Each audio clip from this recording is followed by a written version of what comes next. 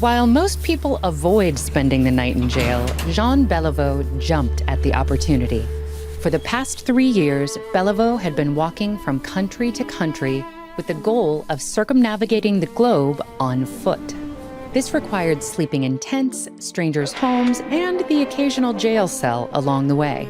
But this morning, as Beliveau was ready to leave, the police chief, who had agreed to his sleeping arrangement, was nowhere to be found, and the guards weren't buying his story.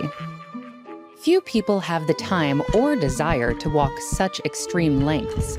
However, research shows that adding even a modest amount of walking to your daily routine can dramatically improve your health. So, what exactly happens to your body when you increase your daily step count? A single afternoon stroll can improve your mood and ease symptoms of anxiety and depression.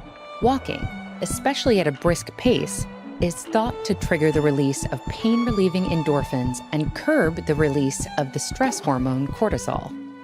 Within weeks of adding more steps to your routine, your body adapts. While it may seem simple, walking requires the coordination and effort of many muscles in your legs, torso, and back.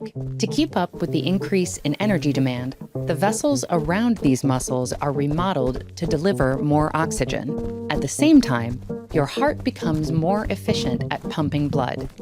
In a few months, these changes can lower your blood pressure and reduce your risk of heart attack and stroke.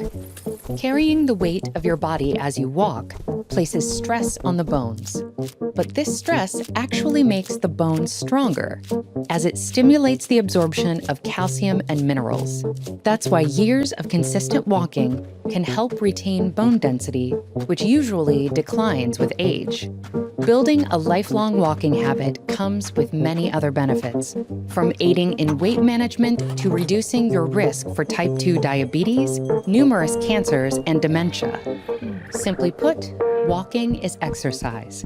And unlike other forms, it doesn't require equipment and is often more accessible to people of varying ages and fitness levels. While activity trackers usually build 10,000 steps as the ideal benchmark, studies show that any increase in steps per day can yield health benefits. And these steps don't need to be taken continuously. For those who live in walkable neighborhoods, steps are easily accumulated throughout the day, walking to work, to pick up groceries, or to meet with friends. And living where shops and amenities are easy to get to on foot comes with its own set of perks. Residents in these communities are often less reliant on vehicles, which translates to improved air quality and reduced local greenhouse gas emissions. And it can even change the way you see the world. One study of seniors in Hong Kong found that those living in more walkable neighborhoods reported feeling less loneliness and more life satisfaction than those living in less walkable neighborhoods. So, why doesn't everyone just walk more? One big reason is that many people don't have access to safe, well-maintained places to stroll. Despite the known benefits of walking, many cities and towns have been designed with only driving in mind. State and local governments across the globe often prioritize funding for highways and roads over sidewalks and public parks. And even when walkable spaces exist, the routes to get to them aren't always pedestrian-friendly. In the US, residential and commercial areas are typically zoned separately and often only connected by busy roadways. But there are ways to make places more foot-friendly. In 2013, Vancouver city officials opened the Comox-Helmken Greenway, taking a 2-kilometer road and converting it into a walkable and bikeable space.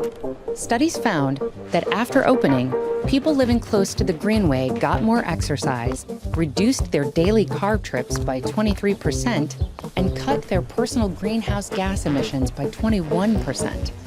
And even small measures can help. In places like Bethel, Vermont, for example, community members have improved the walkability of their downtowns by adding simple features like painted crosswalks and curb extensions.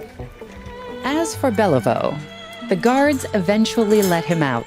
He'd walk over 75,000 kilometers in total to complete his journey. But it's clear you don't have to take quite this many steps to see an impact. While we work on making our communities more walkable, we can also work on making driving more environmentally friendly. Find out which cars are most fuel efficient with this video. Or visit ed.ted.com/earthschool to check out our climate action guide and discover the part you can play in protecting our planet.